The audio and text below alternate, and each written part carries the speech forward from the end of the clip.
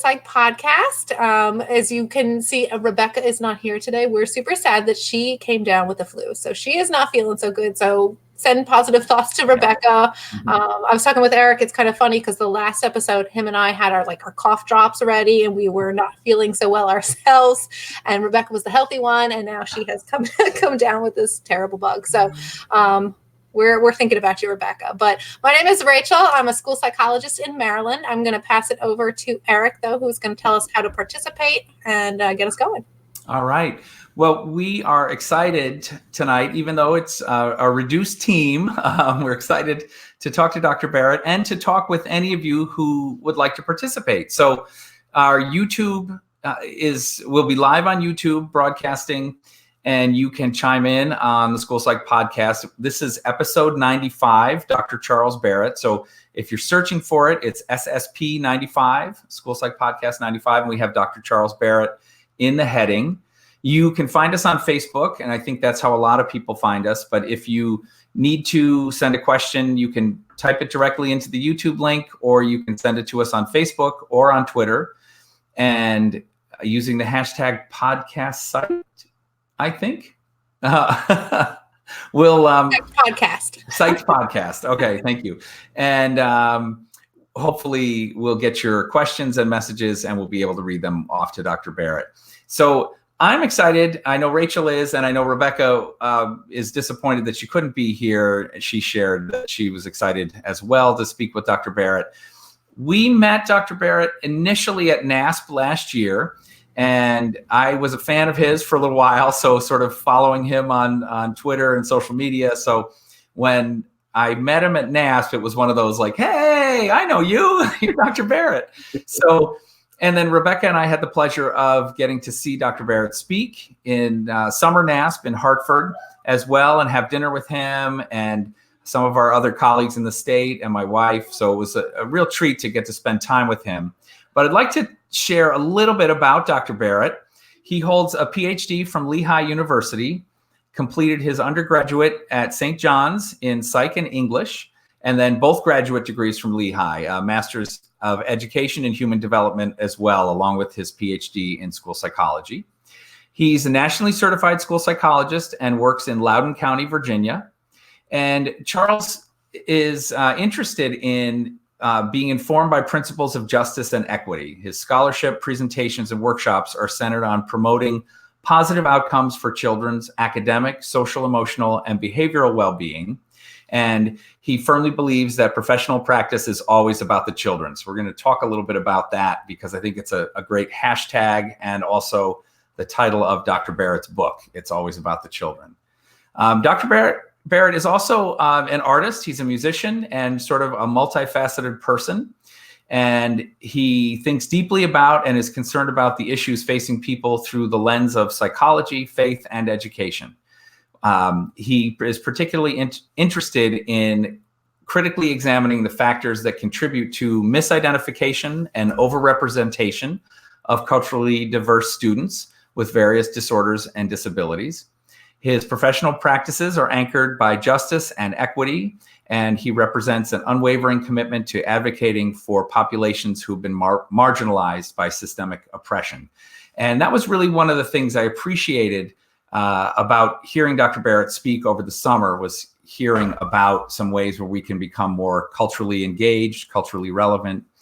And so, Dr. Barrett, I'd love to have you take it away. And perhaps we could start with one of the chapters in your book, which is also, I think, an article that you wrote for the Virginia Association of School Psychologists. And you entitled it, Keeping the Main Thing the Main Thing, right, and talking about RTI, school psychology, and asking the right questions. Sure. Well, thank you again, Eric and Rachel. Appreciate the opportunity of being here. Again, sorry that Rebecca can't join us tonight, but those of you watching and joining in, appreciate the opportunity to share with everyone tonight. First thing I'll say after that would be, please call me Charles. I don't like the Dr. Barrett thing, but I appreciate that. So Charles is totally fine.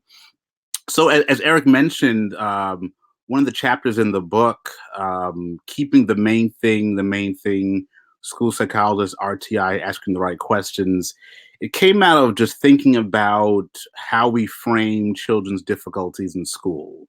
And good, bad, or indifferent, the reality is that we are testing students for disabilities.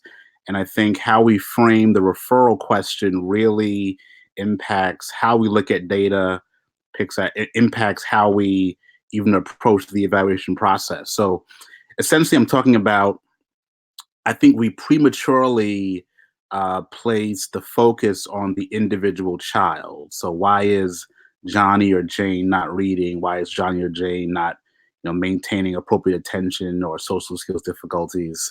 But really, from the academic lens, I wanted to broaden that question to: are there systemic factors that's beyond the child that could be contributing more to their difficulty than the individual child themselves? So, for example, looking at, have students been really provided appropriate instruction in reading and math?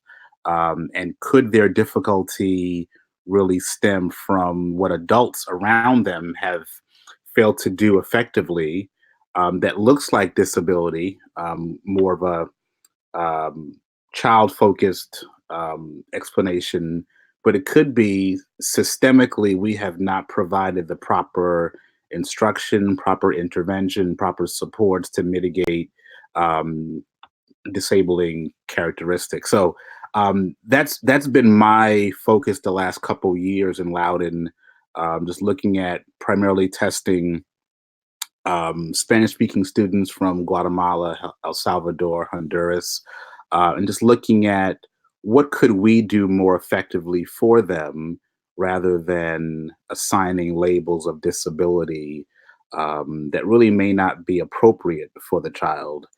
There's also a great piece. I started following Emily Hanford, who's a reporter, and there was a piece that came out maybe a week ago. I'm sure from you first, Eric, a New York Times piece, but there's a piece that she did called Hard Words earlier this year about Bethlehem Area School District. And this really shows how a real school system looked at their data, and students were performing essentially like the national average. I think third and fourth graders below grade level in reading, maybe almost 60% of them, irrespective of race or ethnicity. And they really looked at how are we teaching reading to our students, and they changed their approach and everybody improved. So that confirmed for me that sometimes the place to start is not really looking at disability in the child, but looking at larger systemic factors that could be contributing to what we see individual children experiencing. I'm familiar with Emily Hanford's the podcast and the report that she's done, and I think that's really an awesome example. And I've been seeing more and more blog posts and articles on kind of this literacy as social justice concept that we're hurting. I mean, because if tier one is not helping kids and not doing what it's supposed to be doing, then the better the parents that have the resources to get the tutor or get the lawyer or get the advocate or get that type of support, they make sure that their kids are okay. But then you have this other group of kids that are kind of left behind if their parents aren't able to do that for them or don't realize what's going on. So that's a good one. Yeah, the other piece I think I talk about in the chapter is we have these triangles in psychology. So, tier one, tier two, and tier three. Ideally, we have 85% of students or 80% at tier one, maybe 15 or so at tier two, and then 5% at tier three that require the most intensive support. Many of us may work in schools or systems where we have inverted triangles, meaning we have more kids at tier three than tier one. And I think some people would say that, well, that's clearly a tier one problem, would say it's a tier one problem. And I heard one person challenge that it's not a tier one problem. It's really the kids that we have in this population are not normally distributed. So there are more kids in poverty. There are more kids from diverse backgrounds. And I thought about that, and that response sounded like, the more I pondered it, was we can't teach diverse kids effectively, or we can't teach kids who live and low-income economic marginalization effectively. So I really wanted to push back on it and say more kids at tier 3 than tier 2 than tier 1 is always an instructional issue. It's always an instructional opportunity to say that we have not found the right approach that's going to work for this group of children. And children are unique. They do have different backgrounds, and things that work in one setting may not work for all kids. But I think that's our opportunity as school psychologists, as educators, to find which approach is going to work for the students in my school, my county, my district, and then do that. I do believe we can teach every child to read. There's I think a quote that I say in the book: if we believe that all children can learn and some are not, that is an opportunity for our professional practice, something that we have not yet figured out that we can certainly work towards to really increase positive outcomes for all students. That's a great thought. And I totally agree with you. I just read an NPR article on, I think Anya Kimenetz is the author. I'm not sure I'm pronouncing her name correctly. And it's about stop calling the vocabulary gap a gap. And I think, the title at first, as I saw it, I said, what's this about? But her point is, when we say, the children in poverty, low socioeconomic status, have a significant vocabulary gap by the age of 3 than children in more wealthy upbringing, then we, in a sense, just put responsibility on those parents. And then our intervention goes to say, well, you're poor. Here are some things you can do to, improve. Mm-hmm.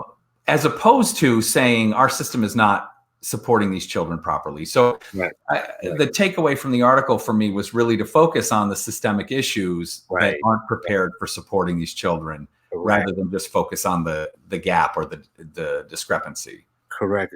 I think that as time goes on, I'm seeing more pieces like that. I have not read that piece, but I believe Ruby Payne was probably one of the first people to kind of promote this idea of number of words. Mm-hmm. And it really comes out of deficit ideology that this is what the family is not doing, which damages the child's preparation for kindergarten. And in some ways it makes sense.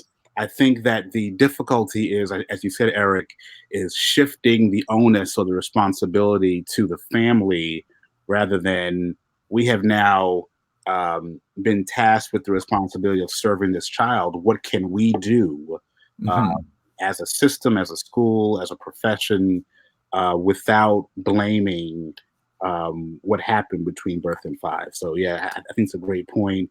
And those subtle things, I think, really matter for how we practice, how we think about the work, how we think about families and children does influence what we do for them. So I think it's more than a semantic difference. It's really a fundamental shifting in our thinking. Yeah, absolutely.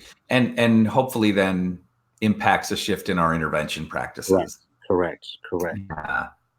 Yeah. That's great. I had also read kind of and I'll have to try and find it. It was a kind of a critique of that study with the word gap study, saying that some of the methodology, there was just kind of a small sample in time that these, graduate students or whoever was doing the study would go into the homes, and that, it was intimidating to some of these families to have somebody here recording, how many words you're saying, and that, this kind of perpetuates if we're not even sure that the study was done properly, and it's perpetuating this idea that, like you said, that it comes from the family, or you don't read enough books, or you don't talk to your kid enough, or it's just not helpful. Correct. Yeah, I think that chapter 5 in the book, I talk about these overarching principle of how to embed social justice into your practice. But I added a 6th one that's not in the book after that. I think it's empowering families to really have meaningful participation in their child's education. So I think, working in schools, I think some schools do a great job with outreach and engaging families. Others, not so great. And I found that, working in a school system, we get all the acronyms, we get all the kind of the terminology, the nuance of IEP and child study and FBA. And if you don't really work in this system, you don't understand those things. So I think that one of the things that we can do as professionals is really take time to explain what's at stake. What are we doing? What are we thinking? And allow the family to come to their own decision for their child. I found that even people from higher income backgrounds, graduate degrees or advanced degrees, they struggle with understanding this complicated world of public education. So I think those are opportunities for us, again, to shift the responsibility from what families are not doing to what can we do to more meaningfully engage them as active members of this team process for their child's benefit. Yeah, that's a great point. We use, I think when I look at some of the discussions that we have on some of the school psych groups, we struggle to consistently define some of the constructs that we're measuring. So dyslexia, learning disabilities. Mm-hmm. I can't imagine parents coming into that, and already being confused and being more confused by, some of the difficulty that we have with the constructs themselves, or difficulty measuring, or inconsistency from state to state. And that's just one piece. So sure. Yeah. I was at just a quick end. I was at a back to school night for my stepson. And I was sitting, in this meeting, and the school counselor was there, and basically asking, a father asked a question about diploma status, or how do you get these different tier diplomas. I got what he was trying to say. Was it framed perfectly? Probably not. But I was so disappointed in the response from the professional that this dad was just kind of trying to get information about, kind of what these different options are. And it just wasn't handled in the most appropriate way. My assumption from the gentleman was that well-educated man, good job, and all those kinds of things. But again, it reinforced for me that school is not easy for people to understand. So I think we have to do a better job at meeting people where they are, and then really including them in that process. It's so hard. I mean, we all sit in IEP meetings and we use jargon, and it's hard to remind. I find it difficult sometimes to remind myself to kind of slow down for the parents, that they're understanding, and I'm not talking in school psych lingo, and I'm not confusing everybody, and to slow things down and to ease people into some of this, because they have no clue what any of this is about. I mean, it took all of us who are in here, it took several years to really fully understand ourselves. So right. Yeah, this might be a good place to jump in with a couple of comments. We have a few people who are commenting, and in fact, Rebecca's listening and commenting. So hi, Rebecca. Hope you're okay. One of my colleagues asked, culture with its socioeconomic factors, particularly from third world countries, there it is, is a personal experience. So where do we start with this in a system where the staff hasn't experienced or isn't aware of the difficulties?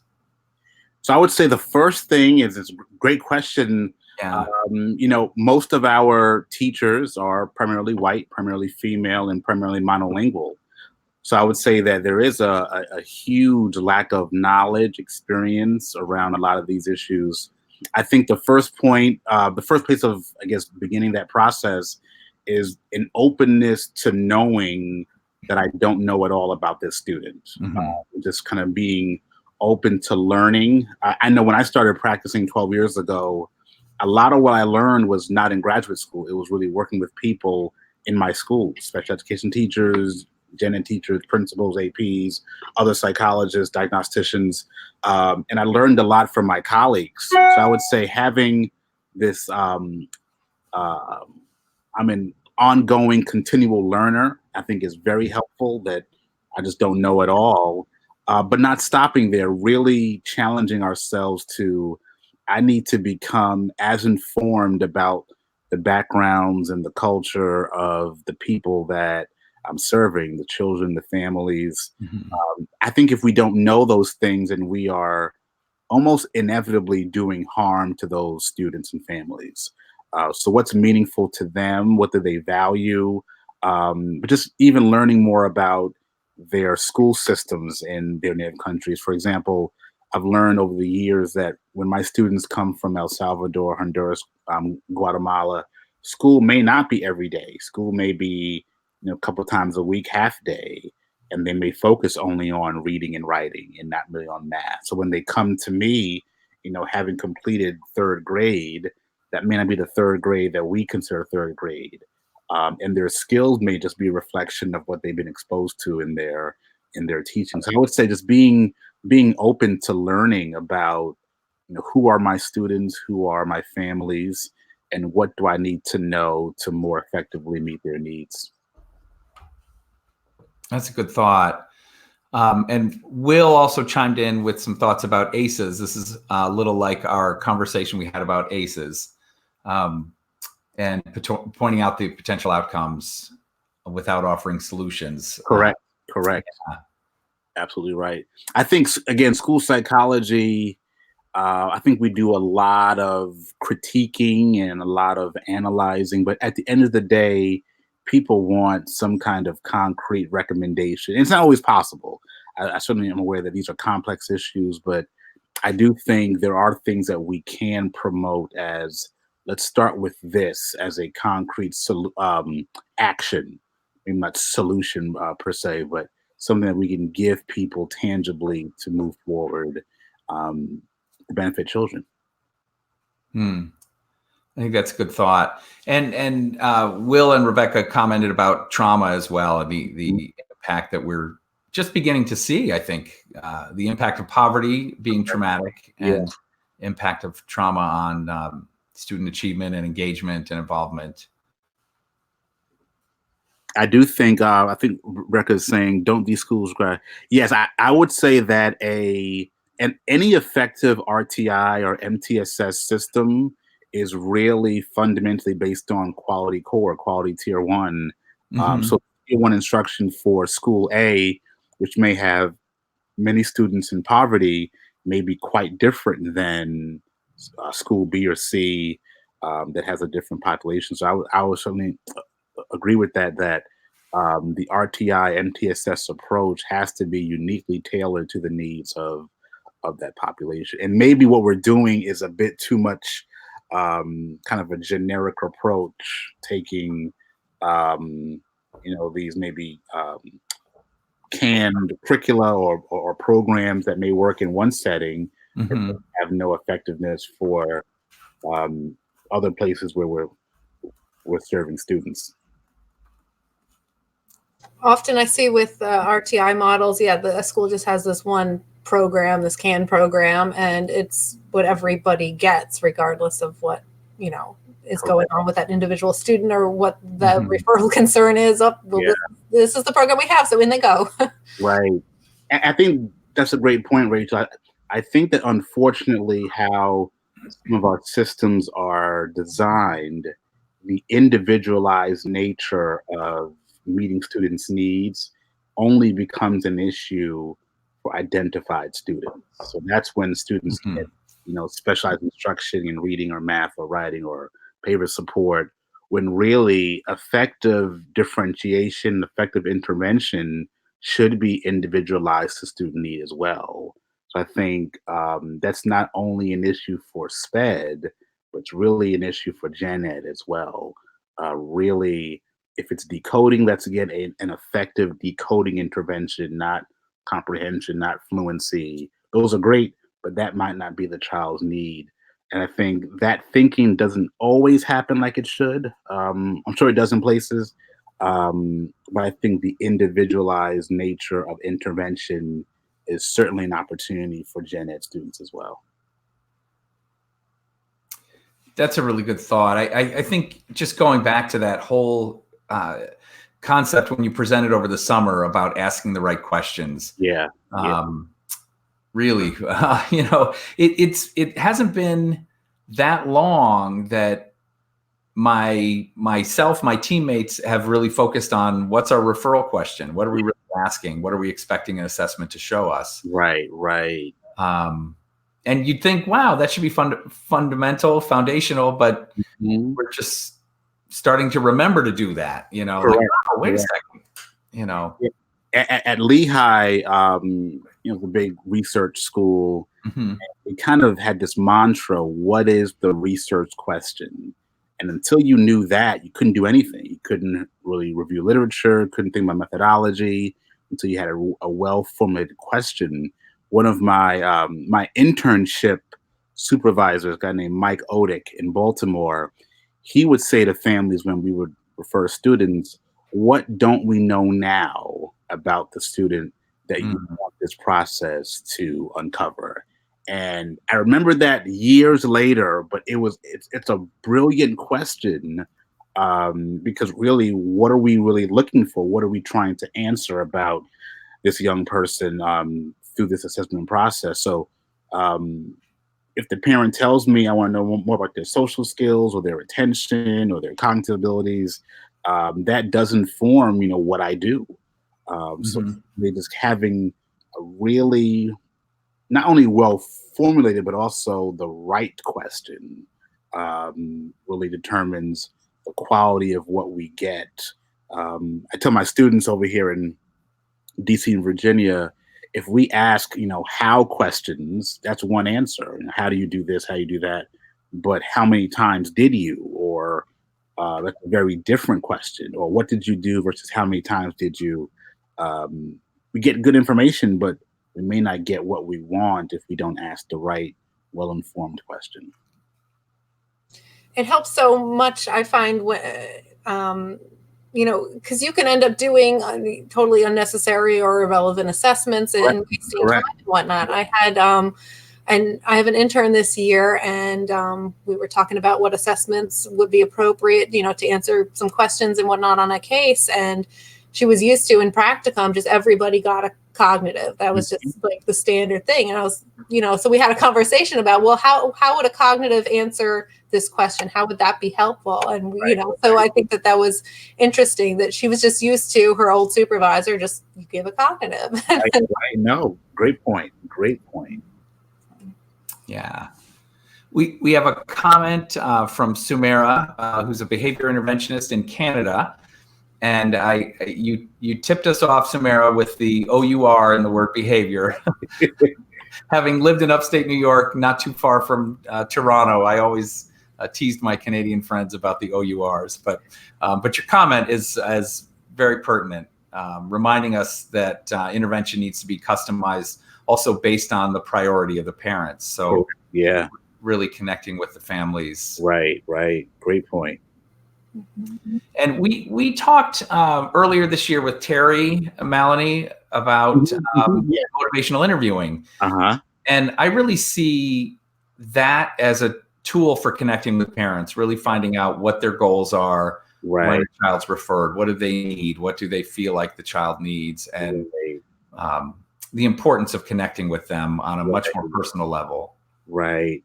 I think school psychology historically or traditionally has been a very quantitative focused field. So we like our rating scales and our standardized tests and our T-scores, and all those are great. Those are helpful. But some things we can only get from conversation with people and just asking questions that they can respond to freely.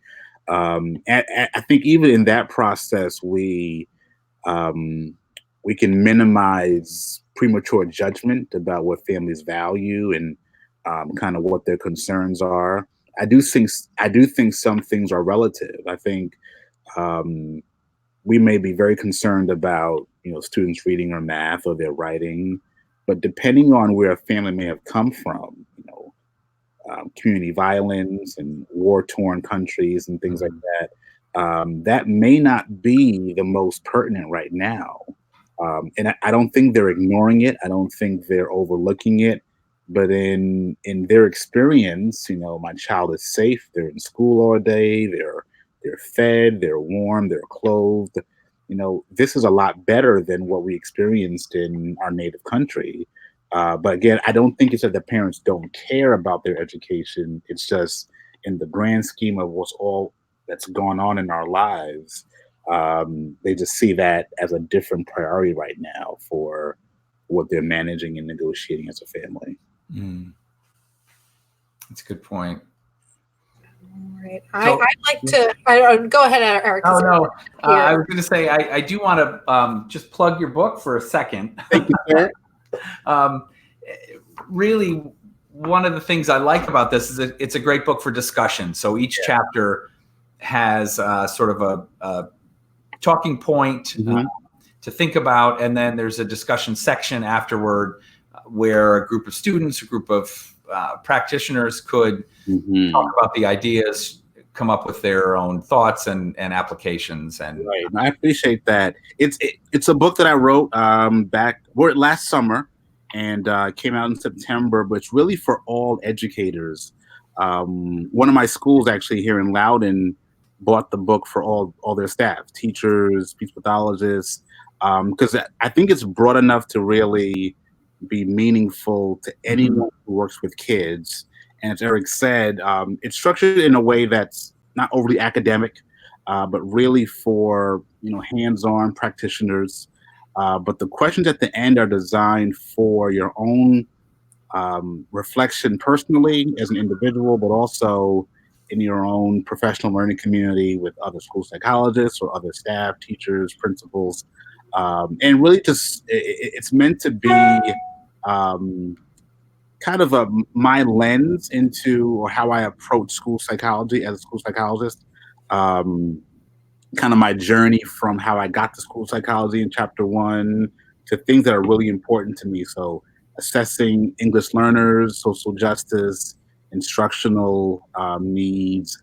The last chapter talks about advocacy and policy, and really how at some point we really have to affect larger systems, and that could be school board, could be state level, federal. My wife works in policy and really does a lot around economic justice. We talk a lot about how her job is around adults, which is not my thing. I like kids every day, but I do think that there's value in at some point what individual psychologists, teachers are doing has to become rooted in a systemic policy that really mandates people do the right thing for young people. So there's some thoughts about how to affect policy in different ways towards the end of the book. But yeah, it's a great resource, easy read, kind of a nice, comfortable, hope it's inspiring, motivating to you. So thanks, Eric, for the plug. I appreciate that. And, I think that's a good point, too, about bringing it back to policy and law and things like that. Because I read a piece, I don't know if it was a blog post, I'll have to track that down, too, about how, it's great that there's these conversations about equity and social justice and these things are happening in a lot of school systems. My district, in fact, is doing kind of several PDs across the school year on equity and things of that nature. And I think that's awesome. But this blog post was kind of calling out that some systems are not maybe doing enough, that they're starting these conversations and they're making people aware that, hey, you have these biases, and hey, kind of be careful with this, but they're falling short in kind of making real measurable changes. And that was kind of what that post was about. So I like that you are tying that to a bigger right. I think like something like implicit bias or unconscious bias, talk a lot about that. And in some ways, I feel that we become comfortable with that level of awareness. But what's after the implicit bias discussion has to be some concrete policy changes that really hold people accountable if they're still engaging in these types of practices. We've known about that for years, and we're still seeing poor outcomes, about suspending diverse kids more than others. I don't know that it's always implicit bias when we've talked about this for 5, 7, 10 years, but I think the lacking policy infrastructure could be one of the reasons why these things continue to happen. Awesome. I'm thinking I'd like to, because you've got so much going on and there's like not enough time to cover everything, but could we switch gears and maybe talk a little bit about the NASP Exposure Project? Because that's something that's really exciting to me. Absolutely. So this is a project that the African American Subcommittee, which is one of the kind of the subcommittees of the MAC, Multicultural Affairs Committee, last, I guess it was NASP in Atlanta, maybe 2018, we're talking about the lack of diverse school psychologists. And that kind of segued into how did we get into the field? And almost everyone said, I kind of fell upon it, stumbled upon it, happened to know someone who was a school psychologist. And even now when I travel, I ask the question, and almost everyone says the same thing. I just kind of found it one day. So we talked about some real intentional outreach to high school students and undergraduates to kind of tell them who we are, what we do, and maybe those who are inclined to be teachers or school counselors, other types of psychology, maybe child psychology, they would consider us as an alternative to those other professions. So we started spring of 18 with some high schools and a few HBCUs, and we did 860 presentations. 860 students were exposed, and then kind of a more national launch September 1 of last year. And phase 1, about 6,500 students, undergrad and college and high school. Phase 2 was last spring, spring of 19, and that was about 3,500, I believe it was, or 3,100. So our first year, 10,650. And then now phase 3, which is fall of 19, we're currently at 4,620 students across the country, different states. Canada has also participated. So it's been a really fun experience. Simple. It's about a 35-minute PowerPoint that's already prepared for you. I know there's a link that Eric can share later on at some point. But it's really fun. You go in, you download the stuff. Any college, community college, high school class. We were targeting like AP Psych or IB Psych or Psych electives, but any high school student or class, totally fair game, just to raise awareness of who we are, what we do as school psychologists, and really to encourage students of various diverse backgrounds. Again, we are mostly white, mostly female, so any other diverse group would be much appreciated. It does address 2 of our critical areas of focus for NASP. One is workforce shortages. Certainly, people are retiring and we're not filling jobs as we used to. But also the other one is also social justice around making the field more diverse to represent the students and families that we're serving across the country. So if you're out there, you're a school psychologist, grad student, practitioner, supervisor, faculty, anyone, if you can help us with 1 presentation per semester, that would be tremendous. There's also a very short link, short Google form to input your data. And then I post updates on social media, Facebook, LinkedIn, Instagram, Twitter, just to highlight people for their time and efforts in this project. So really exciting, love it, and I hope you can get involved in some way. Yeah. That's fantastic. And it's really easy. I know last year I was part of a panel, so I didn't actually use the NASP exposure data. I wasn't part of the data, but I was able to use some of the concepts in my presentation and made it really easy. Great. So anyone, it's simple to do and the information is all there for you. And I think it's a great opportunity to promote the field and diversity in our field as well. It's wonderful. We're collecting data on phase 3 up until December 30th, but I do realize that after Friday, I think most people are going to be done for the year. So whatever you can do between now and Friday, we much appreciate it. I love seeing the updates, that Yes. Yes, more we're exposed. I'm like, yay. Yeah, we're getting there. So right now, since we started last year, last spring with our pilot, we're at 15,270 students exposed in under 2 years. So it's really exciting. We were talking before the podcast started that it'll be very interesting to see in 3, 5, 7 years how these efforts really improve workforce shortages or improve diversity in the field. So looking forward to it. It's going to be around for a while, multi-year initiative. So get involved when you can.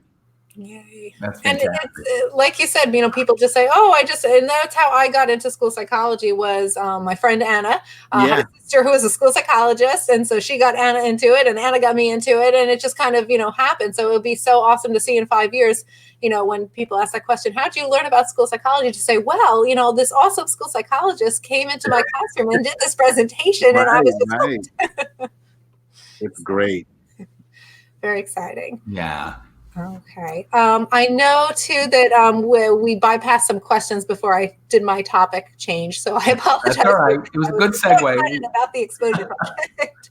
We do have some good. There's a good discussion going on. Lots of people chiming in with some good thoughts and questions, and yeah. So here, Will. How have you invited those deeper conversations with parents? Perhaps you may have some questions, context, etc., that have been most helpful in the process. I think this was along the lines of involving parents and figuring out what parents, value as far as that kind of referral question. Yeah. So I would say yes. And it's for me, it's, I don't know, it's so second nature, I guess, embedded in how I practice as a psychologist. But I would say the more you can just ask parents at meetings, at child study, wherever your pre-referral process is, what are your concerns and what you want us to really uncover or help to reveal for your child. I was in a meeting last week with a mother from Africa, I think Liberia or Nigeria, I'm not sure, but we were talking about referring the student, and there was some significant concerns around attention or inattention. And we explained the whole process, and the mother was not on board. She was very much adamant that I don't want to do this. But she did leave the door open to maybe in a few months, I'll think about it. We can come back and discuss. I do think she has some very strong ideas about what disability means for her child. I totally respect that. But I would say questions around what do you think your child needs as far as support? What are you doing at home to support that? And what can we do to support you in supporting your student are questions that I ask parents to kind of get a sense of how we can be helpful. For example, this idea that families should not speak to their children in their native language is just false, or not read to them in their native language. They're still hearing good reading behavior. They're still hearing fluency. They're still hearing good phrasing. Those are helpful. So I think it's also working with the family to reinforce good things that they're doing or encourage them to do things that they may not think are helpful, but really are very much in their purview to do or in their ability to do, are things that I've done. More systemically, Loudon has been embarking on some pretty intense equity work since last spring around race primarily, but other forms of inequity and marginalization. And we have intentionally included parents on ad hoc committees and different advisory councils to get the parent perspective. Although we have staff who live in the county and have kids in the county, it's different when you're a principal or a teacher and you work here rather than being only a community member sending children to school. And I think as diverse as those groups can be, the better. So I think in terms of faith background, in terms of race, ethnicity, in terms of SCS, geography in the county, the more perspectives we have, the better we are informed to do what's right for all students. We really don't know what we don't know. And I think having a broader table, having broader perspective is always helpful for that process. So those are just some ideas from, I guess, a local school context, but also a broader, maybe more systems level thinking, is inviting people to share and then making them comfortable in that process, that what you share we really value. May not do it all today, or may not agree on it, but at least we hear your perspective and there's some space to share that for our benefit. That's a great answer. And I think that Gus had chimed in very similarly. Should we, the policy development, involve these parents? And I think yes. Yes. Resounding yes. I think it's, again, challenges around maybe language difference. So I think those, again, are opportunities for the system to really have infrastructure in place to really accommodate parents and families that may need more support, or may need more, more support to really participate meaningfully and not shy away from it because it's challenging for us, or it takes more effort on our part. But yeah, absolutely. I think the families who are most marginalized, most impacted by these factors need to be involved in the discussions that move us forward. Yeah, where I'm at now, for example, they'll translate IEPs for parents, but they won't translate psychological evaluations or communication. Or they only do kind of what they need to do, and it's hard. I don't. Very much hard. It's not sufficient. Correct. Yeah. Two really good comments on YouTube right now. That one, that sometimes the only interaction we have with these parents is when there's a disciplinary problem, and we create that negative context. And then the other, parents are overwhelmed, and that empathy really leads to much better open communication. And then too much information on what the child needs may backfire too. So correct. Great thoughts. Correct. I think in maybe chapter 2 of the book, I talk about a lot of these behaviors that were not taught explicitly in graduate school, as school psychologists at least, about how to engage with people effectively. That could be another family member, it could be a staff member, teacher. Or, I think there's a lesson that my grandmother taught me, or taught my dad. My dad passed on to me, and grandmother said, "You have 2 ears and 1 mouth, so listen twice as much as you speak." I took that to heart because I do think sometimes we are quick to offer solutions, answers, which are necessary, which are important, as I said earlier, but I think we do that sometimes before we've given the family a chance to share their perspective, or the teacher a chance to share their perspective on the child. I think after that happens, they're much more ready, much more open to receiving whatever intervention idea that we have or recommendation about moving forward. They've been valued. Their perspective has been appreciated in that process. But fundamentally, the job is relationship with people, with kids, of course. But if people trust you that you have their best interests that are at heart, and we show that in different ways, outside of meetings, outside of testing, I do think that accounts for a lot of our success and effectiveness as a field. All right, we're getting close to time, so I want to just any last minute questions and comments, but we also wanted to talk a little bit about, we know that you're a busy guy, and what other current projects have you, I mean, we talked about, the book, and we talked about the Exposure Project. Anything else that you've got kind of happening that might be interesting? Or upcoming thoughts on future projects that we should be on the lookout for? So I can't say a lot about this one yet, but my wife and I have a budding project that hopefully sometime in 2020 will be released. So I'll leave it at that. Can't really share too much, but that's one idea. that's out there. My full-time job is certainly a psychologist in Loudoun County. So I support interns in our, we have 4 doc interns, 4 EDS interns. I support the 4 doc interns with a rotation in high poverty schools and diverse schools.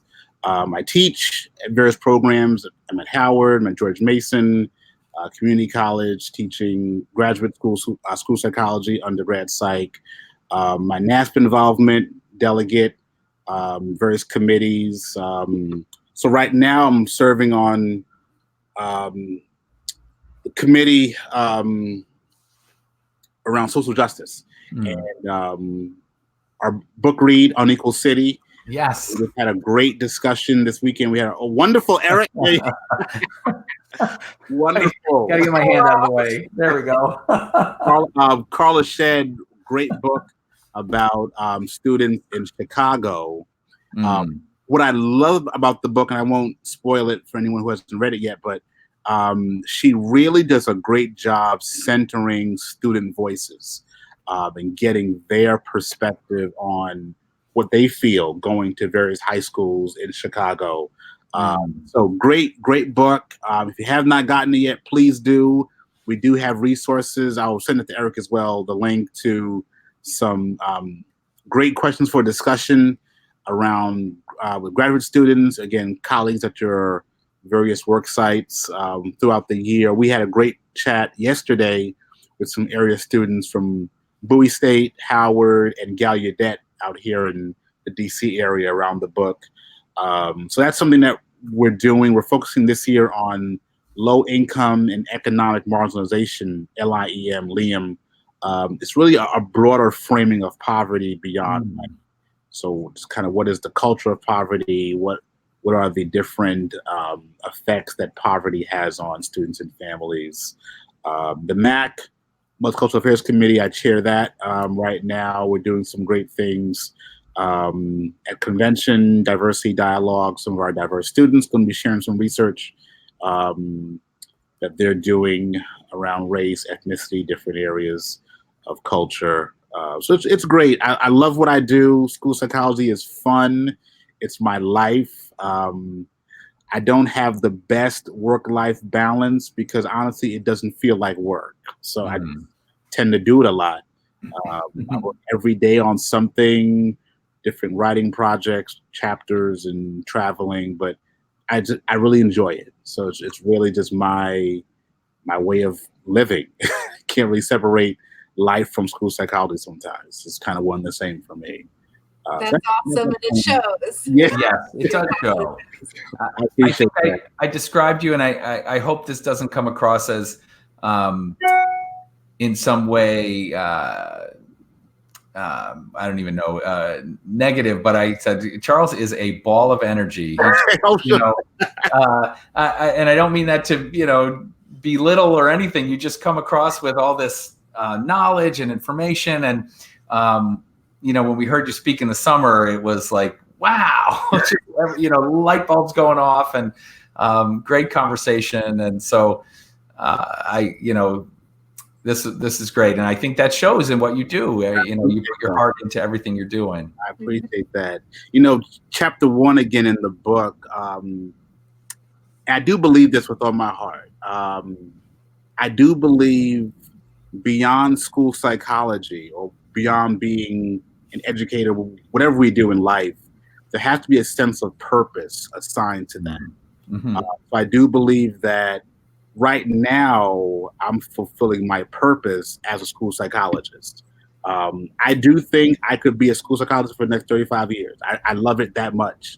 And I may do that. But I may do other things. But fundamentally, for me, it comes down to 2 things. It's hope and wholeness for people.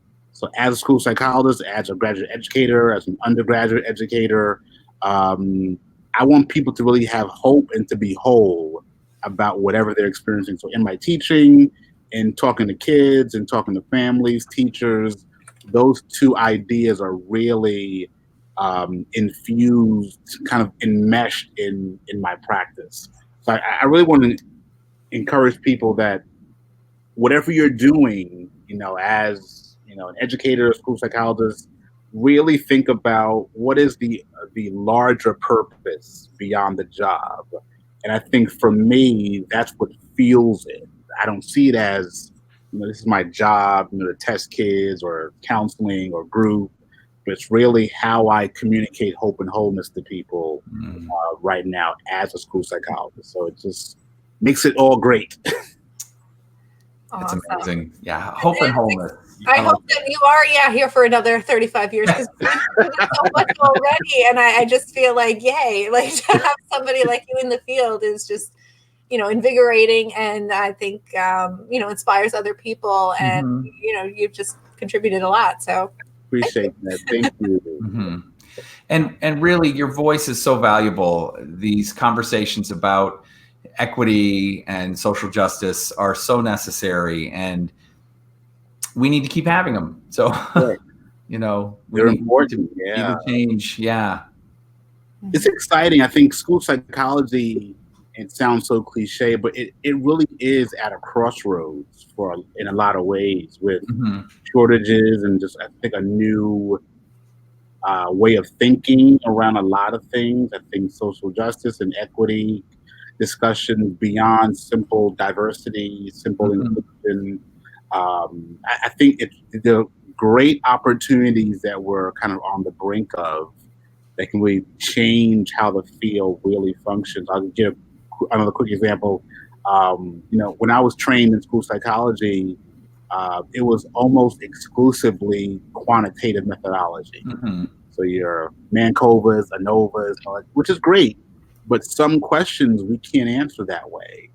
So I think now there's a more openness to mixed method kind of thinking and methodology that gets that kind of the feelings, the values, perceptions of people, and we need that moving forward. So it's a great time to be a school psychologist. Exciting, challenging work, but certainly a lot of opportunities to do great things for children and families. For sure. Totally agree. Awesome. I love these feel-good episodes. Yeah. I get so inspired. I'm like, let's go out and do school psychology. I'm like, yeah, forever. Plus, we've got this week, and then after Friday, I'm on summer break. Summer break. I'm jumping the gun. Winter break. So recharge the batteries. Yeah, right. All right. Well, thank you, everybody, for watching. Thank you so much, Charles, for coming and joining. Thank you. I appreciate the opportunity. Great. Absolutely. Thanks for all the comments and great conversation. Good discussion. I see my friend John Listino. Hey, John. Yes.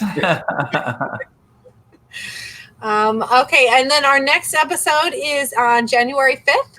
And we're going to have Dr. Timothy Shanahan on, and he served on the reading panel and is a big name in literacy and kind of in some of these debates that we're seeing on Twitter now about how reading in Tier 1 should look like. So I think that will be a good one too. So I'm hoping to see people tuning in for that. Excellent. All right. Good night, everybody. Thank you, everyone. Thank you, Charles. Thank you. Barrett, Charles. Thank you so much.